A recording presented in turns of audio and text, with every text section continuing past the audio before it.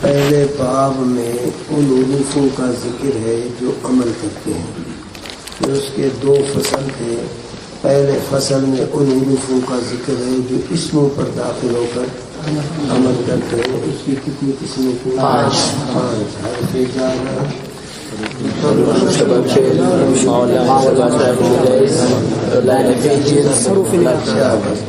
اب آج ان سے فارغ ہو گئے. اب جو ہے وہ حروف جو فعل مضارع پر داخل ہو کر عمل کرتے ہیں، کیونکہ فعل ماضی تو مبنی ہے، اس پر کسی عامل کے عمل کا اثر ظاہر نہیں ہوتا ہے، اور فعل امر حاضر وہ بھی مبنی ہے، اس پر بھی کسی عامل کے عمل کا اثر ظاہر نہیں ہوتا ہے. تو آج ہے فعل مضارع. فعل مضارع کہتے ہیں دوسرا فصل ان حروفوں کے بیان میں جو فعل مضارع پر داخل ہو کر عمل کرتے ہیں. وآن پر دو قسم، اس کی دو قسمیں ہیں. پہلا قسم وہ حروف جو فعل مضارع کو نصب دیتے ہیں وہ 4 ہیں. ان، لن، کئی، اذن. ان، لن، کئی، اذن یہ فعل مضارع پر داخل ہو کر فعل مضارع کو نصب دیتے ہیں. ان میں سے ان جو ہے سب سے زیادہ قوی ہے کہ وہ لفظوں میں ہو پھر بھی نصب دیتا ہے، مقدر ہو پھر بھی نصب دیتا ہے. اب یہ ان جو ہے فعل مضارع پر داخل ہو کر 3 کام کرتا ہے. ایک تو فعل مضارع کو نصب دیتا ہے، دوسرا فعل مضارع کو مصدر کی تعمیل میں کرتا ہے. اس لیے اس کو ان مصدریہ ناصب المستقبل کہتے ہیں. معنی کے اعتبار سے گویا کہ بعد والے جملے کو مصدر کی تعمیل میں کرتا ہے، اس لیے اس کو ان مصدریہ بھی کہتے ہیں. فعل مضارع کو چونکہ نصب بھی دیتا ہے تو اس وجہ سے اس کو ناصب المستقبل بھی کہتے ہیں، ناصب بھی کہتے ہیں. اور فعل مضارع کو یہ مستقبل والے زمانے کے ساتھ خاص کرتا ہے. ویسے فعل مضارع میں 2 زمانے ہوتے ہیں، حال، استقبال، لیکن جب ان اس پر داخل ہو اب حال والا معنی اس کا نہیں ہوتا ہے، بلکہ اس کا معنی مستقبل والا ہوتا ہے. کہتا ہے کہ پہلا ہے ان، وہ فعل مضارع پر داخل ہو کر فعل مضارع کو نصب دیتا ہے. جیسے اريد ان تقوم، اريد ان تقوم، میں ارادہ کرتا ہوں تمہارے ٹھہرنے کا. اب ان نے 3 کام کیا تقوم پر. ایک تو تقوم مو سے تقوم کر دیا، دوسرا تقوم کو مصدر کی تعبیر نو قیام، قام یقوم قیاما مصدر قیام کے معنی میں کر دیا. اور نمبر 2 اب اس کو مستقبل کے ساتھ خاص کر دیا کہ میں ارادہ کرتا ہوں تمہارے ٹھہرنے کا، یعنی مستقبل میں تمہارے ٹھہرنے کا. کہتے ہیں ان با فعل بمعنی مصدر باشد. ان جو ہے فعل کے ساتھ مل کر یہ مصدر کے معنی میں ہوتا ہے. جیسے اريد ان تقوم بمعنی اريد قیامک کی، اور اسی وجہ سے اس کو ان مصدریہ بھی کہتے ہیں. اتنی بات آئی ذہن میں. اب ترکیب کرو گے اريد فاعل وغیرہ وغیرہ وغیرہ. ان تقوم جملہ بتاویل مصدر، جملہ بتاویل مصدر مفعول بھی است منصوب معلن، کیونکہ ان مصدریہ جملے کو مفرد کے حکم میں کرتی ہے. یہ ان جو مصدریہ ہے یہ جملے کو، اب سارا جملہ بتاویل مفرد مفعول بھی است منصوب معلن. کہتے جیسے اريد ان تقوم کہو تمہاری مرضی، اريد قیام کا کہو بھی دونوں کا مقصد ہے. اور یہ ان اگر داخل ہو ماضی پر تو یہ 2 کام کرتا ہے. ایک تو ماضی چونکہ مبنی ہے اس کو نصب تو نہیں دیتا، نصب اس کو، لیکن اس کو مصدر کی تعبیر میں بھی کرتا ہے، اور پھر ماضی زمانے کے ساتھ بھی اس کو خاص کرتا ہے. ماضی زمانے کے ساتھ اس کو خاص کرتا ہے. جیسے کہ ساءنی ان شتمک زید، ساءنی مجھے برا لگا، ان شتمک تیرا گالی دینا زید کو، تیرا گالی دینا زید کو. ان شتم یہ کہ تو نے گالی دی زید کو. دوسرا ہے لن. لن جو ہے یہ بھی دو عمل کرتا ہے. ایک تو فعل مضارع کو نصب دیتا ہے, دوسرا نفی کی تاکید کے لیے آتا ہے. نفی کی, جیسے لن یخرج زید, ہرگز زید نہیں نکلے گا. اب ترکیب میں کیا ہوگی؟ لن نافیہ تاکیدی ہے, یہ اس کے معنی بھی عمل ہے. ناصب المستقبل لفظی عمل ہے, جیسے کہ ان جو ہے لفظاً بھی عمل کرتا ہے اور معنن بھی عمل کرتا ہے. لن بھی اسی طرح لفظاً بھی عمل کرتا ہے, معنن بھی کیا ہے؟ عمل کرتا ہے. لن نافیہ تاکیدیہ ناصب المستقبل. یخرج سے قواعد نقرہ فعل مضارع معلوم منصوب بالفتح المسند فعل زید اس کے لیے فاعل. تیسرا ہے کئے. تیسرا کیا ہے؟ کئے.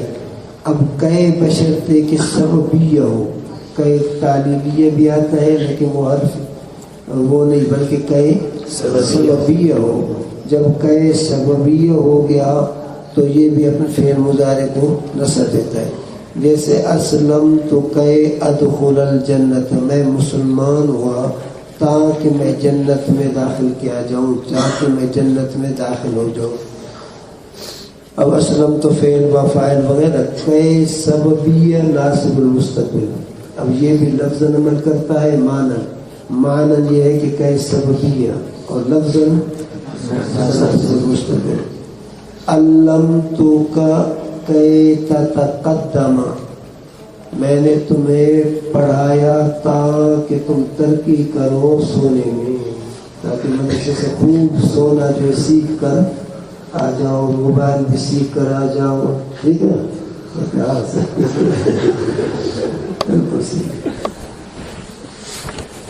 اس کے ساتھ ترقی بھی سیکھ کر آ جاؤ.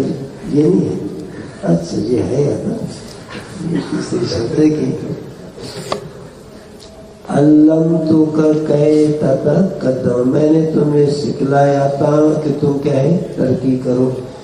اب ترقی کرنا, سکھلانا یہ سبب ہے ترقی کرنے کے لیے, سکھلانا یہ کیا ہے؟ سبب ہے. اب کئے سببیہ ناصب المستقبل. تتقدم صیغہ واحد مذکر مخاطب فعل مضارع معلوم منصوب بالفتح. چوتھا ہے اذن. اذن جو ہے یہ ہمیشہ جواب میں آتا ہے. اذن جو ہے ہمیشہ کسی کلام کے جواب میں آتا ہے. اور اذن کے ناصب بننے کے لیے دو شرطیں ہیں. ایک تو یہ کہ اذن جملے کے آغاز میں ہو, کلام کے آغاز میں آ جائے تو پھر اذن عمل کرتا ہے, ورنہ عمل. مثلا انا اذن اکرما کا نہیں کہیں گے. جب اگر یہ جملہ ہو انا اذن اکرمو کا پڑھیں گے, کیونکہ اس وقت اذن جو ہے وہ کلام کے آغاز میں, اس لیے اس وقت اذن منواز عمل ہوگا. اکرمو کو مرفوع کر کے پڑھیں گے. فعل مضارع جو ہے نواسب جوازم سے خالی ہے. ایک تو شرط یہ ہے کہ اذن آغاز میں آ جائے, اور دوسری شرط یہ ہے کہ اذن جو ہے یہ فعل مضارع کے ساتھ متصل ہو. مثلا اذن انا اکرمو کا, اب دیکھو اذن آیا تو ہے شروع میں, لیکن اکرمو کے ساتھ متصل نہیں ہے بلکہ درمیان میں انا آیا ہے. پھر بھی اذن انا اکرمو کا پڑھیں گے, اکرما کا. بھئی اذن جو ہے یہ بھی دو عمل کرتا ہے, ایک لفظاً دوسرا معنن. لفظاً جو ہے یہ فعل مضارع کو نصب دیتا ہے, معنن جو ہے یہ اس کے جواب میں آتا ہے, کسی سوال کے جواب میں آتا ہے. لیکن یہ فعل مضارع کو نصب تب دے گا کہ کلام کے آغاز شروع میں آ جائے. نمبر ایک یہ قید لگا کر اس کو نکال دیا کہ انا اذن اکرمو کا, یہ شروع میں نہیں. اور دوسری شرط یہ کہ فعل کے ساتھ متصل ہو. اگر متصل نہیں ہوا پھر بھی یہ عمل نہیں کرے گا. جیسے کہ اذن انا اکرمو کا, اب اذن شروع میں تو ہے لیکن اذن اور فعل کے درمیان انا آیا ہے, پھر بھی اگر قسم کا لفظ آ جائے درمیان میں پھر عمل کرتا ہے. تو چوتھا قسم ہے اذن، جیسے کہ اذن اکرم کا در جواب کسی کی گوید، یہ جواب میں آتا ہے. مثلا ایک آدمی کہتا ہے انا آتی کا غدن، میں تیرے پاس آؤں گا کل کو. انا آتی کا مساء، میں تمہارے پاس آؤں گا شام کو. انا آتی کا صباح، میں تمہارے پاس آؤں گا. اب جواب میں یہ کہتا ہے کہ اذن اکرمک. اب دیکھو یہ اذن کلام کے آغاز میں بھی ہے اور اذن اور فعل کے درمیان فاصلہ بھی نہیں. اب اس کی ترکیب کرو گے، پہلے سوال کی ترکیب، اگرچہ ذکر کتاب میں جواب کا پہلے ہے لیکن پہلے سوال کی ترکیب. انا مبتدا، آتی کا غدن، سارا جملہ اس کے لیے خبر. آتی سے غیر متکلم مستقبل مضارع معلوم مرفوع تقدیرا مسند فعل. انا اسم فاعل کا مفعول بھی غدن مفعول فی. اب اس کے بعد کہو گے اذن جوابیہ ناصب المستقبل. اذن اکرم سے غیر متکلم مستقبل فعل مضارع معلوم منصوب بالفتح لفظا. اب اس اکرم کو نصب کس نے دیا؟ اذن نے دیا. کہتے ہیں ان جو ہے 6 حرفوں کے بعد مقدر ہوتا ہے، فعل مضارع کو نصب دیتا ہے.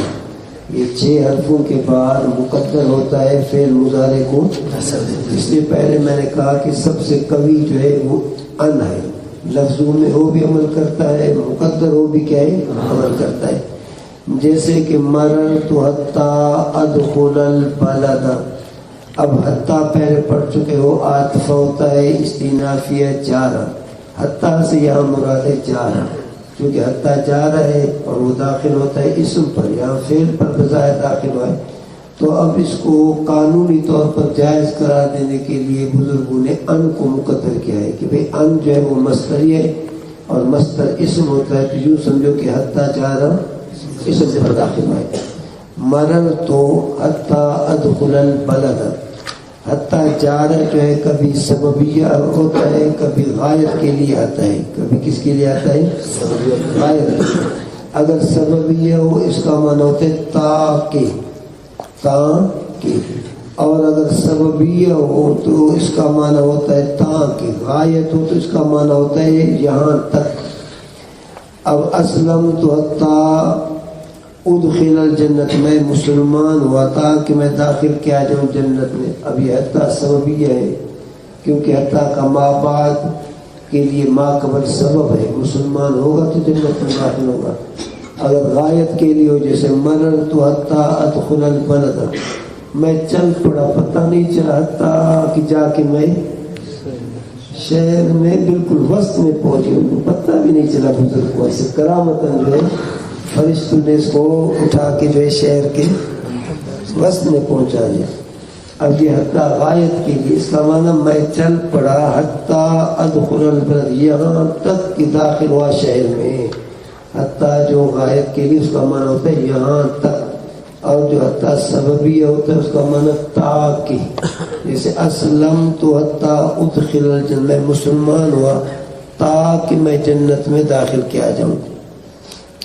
اب حتی جارہ سببیہ، ادخل البلد جملہ بتاویل مصدر مجرور مالر منصوبان مفعول بغیر سے جار مجرور ظرف لغو شابس. اب اس کے بعد اب جو مقصودی چیز ہے وہ یہ ہے ادخل صیغہ واحد متکلم مشترک فعل مضارع معلوم منصوب بالفتح لفظا بتقدیر المصدریہ ناصب المستقبل. مقصودی ٹکڑا یہی ہے کہ یہ ادخل پر جو نصب پڑھتے ہو، میں نصب کیوں پڑھتے ہو؟ منصوب بالفتح لفظا بتقدیر المصدریہ ناصب المستقبل. یا یہ ٹکڑا ضروری ہے پڑھانا، بتقدیر المصدریہ ناصب المستقبل. اور لام جہد جو ہے اس کے بعد ان مقدر ہوتا ہے. لام جہد اس لام کو کہتے ہیں جو کانا منفی کے خبر پر آ جائے. کانا منفی کے بعد پھر کانا منفی جو ہے خود کانا کا صیغہ ہو یا فعل مضارع کا ہو، چاہے انکار ماضی تبھی دونوں کا حکم ایک ہے. جیسے ما کان اللہ لیعذبہم، ما کان اللہ لیعذبہم، ما نافیہ کان فعل فعلنا کسر لفظ اللہ اس کے لیے اسم ہے. لیعذبہم لیعذب بھئی تین قسم کے لام ہیں جن کے بعد ان مقدر ہوتا ہے.